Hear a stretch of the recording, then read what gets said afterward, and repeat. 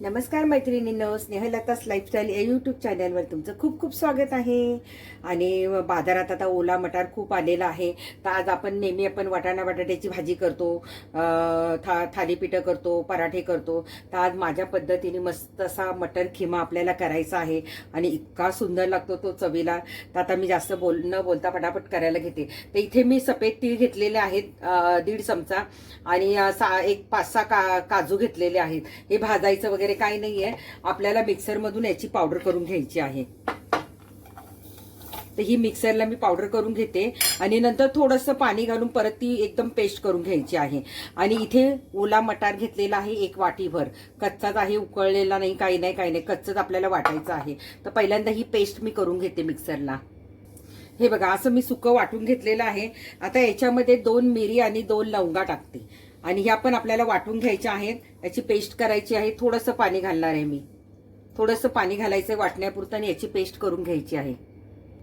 हे बघा, अशी पेस्ट मी करून घेतलेली आहे आणि आता ही एका वाटीत काढून घ्यायची आहे. पूर्णपणे ते संपूर्ण भांडण चांगलं पुसून घ्यायचंय मसाल्याचं.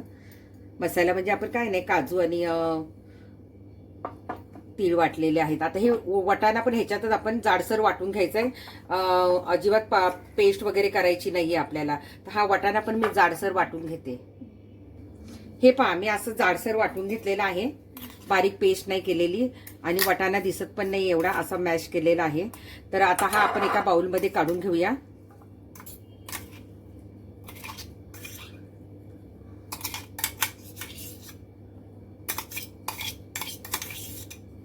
आणि आता आपण फोडणीची तयारी करूया. आता फोडणीसाठी मी काय काय घेतलेलं आहे, 2 कांदे बारीक चिरून घेतलेले आहे, थोडीशी मेथीची पानं घेतलेली आहे, देठं घ्यायची नाही, थोडीशी मेथी बारीक अशी पानं घ्यायची आपल्याला मुठभर. नंतर 1 टोमॅटो घेतलेला आहे आणि इथे मी काय केलेलं आहे, लसूण, आलं आणि कोथिंबीर अशी जाडसर वाटून घेतलेली आहे. आणि इथे थोडेसे काजू आपण घालणार आहोत रश्श्यामध्ये. आता कढई तापत ठेवलेली आहे, आपल्याला थोडं तेल घालायचं आहे.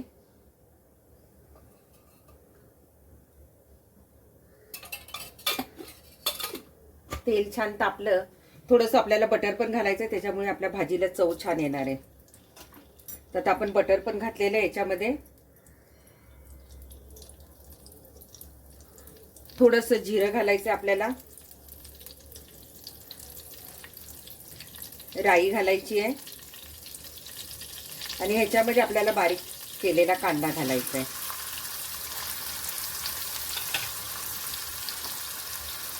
आणि छान परतायचंय.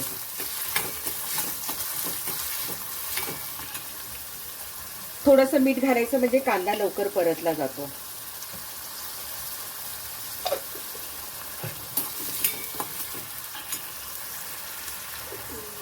आता याच्यातच आपल्याला टोमॅटो घालायचा आहे.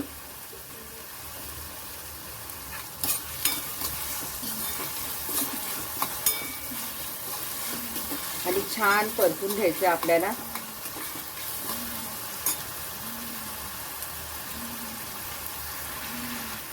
आता कांदा टोमॅटो परतलाय थोडा. आता याच्यात आपण लसूण, कोथिंबीर, आलं हे असंच कुटून घातलेलं आहे. लसूण जरा भरपूर घालायचा. नंतर 1 तमालपत्र घालायचं आणि आपली मेथी आहे ती घालायची आहे आपल्याला.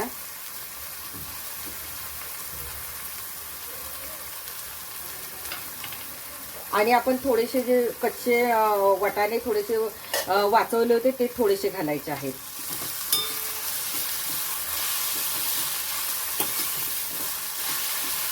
छान हलवून घ्यायचे, मस्त असं परतून घ्यायचे त्याला.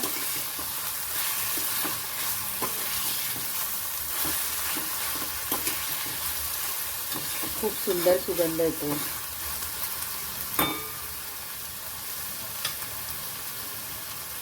आता याच्यातच आपल्याला थोडंसं लाल तिखट घालायचं आहे, काश्मीरी लाल मिरची पावडर कलर येण्यासाठी. नंतर थोडीशी धणापूड, थोडीशी हळद, गरम मसाला आणि परत छान परतून घ्यायचं आपल्याला.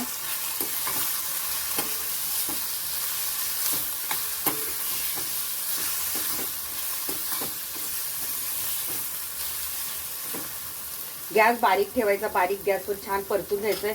1-2 मिनिटं आपण त्याला झाकून ठेवूया.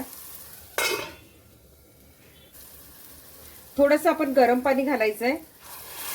जर आपला मसाला छान शिजेपर्यंत जराशी आपण गरम पाणी घालायचंय, थंड पाणी घालायचं नाहीये. नाही तर काय होतं, कधी कधी मसाला खाली लागतो. आता 1 मिनिट आपण झाकून ठेवूया परत.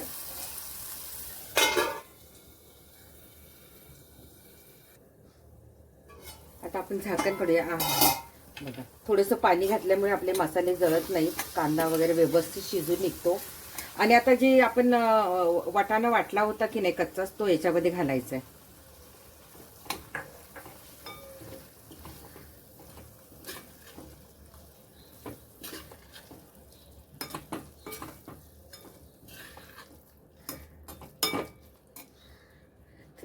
आणि ही जी पेस्ट आहे आपण तीळ आणि काजूची, ती पण घालून घ्यायची आपल्याला.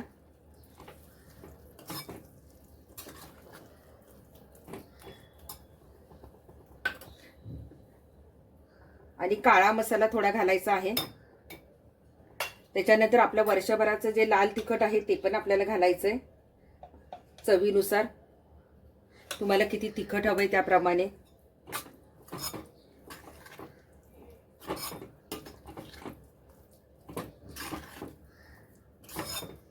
आणि मगाशी आपण थोडंच मीठ घातलं होतं. आता संपूर्ण भाजीसाठी आपल्याला व्यवस्थित मीठ घालून घ्यायचंय.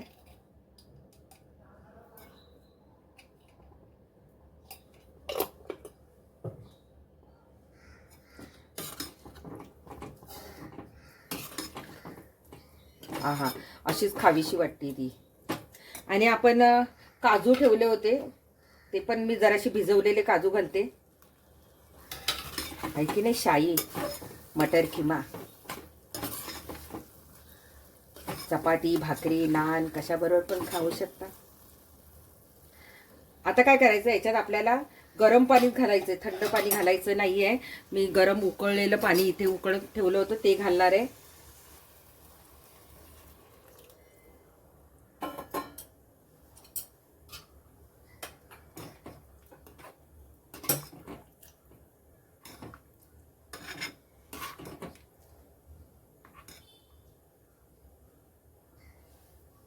तुम्हाला आवडत असेल तर थोडी साखर तुम्ही घालू शकता.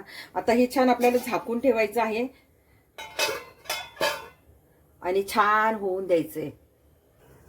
एक 7-8 मिनिटं झालेली आहे. आपण भाजी चेक करूया. मी मधून मधून ढवळत होते, कारण का माहिती, ते आपण त्या वाटाणा त्याच्यामध्ये वाटून घातलेला आहे, काजूची पेस्ट आहे, त्यामुळे ती खालून लागू शकते. तर मधून मधून 1-2दा हलवून घ्यायची भाजी.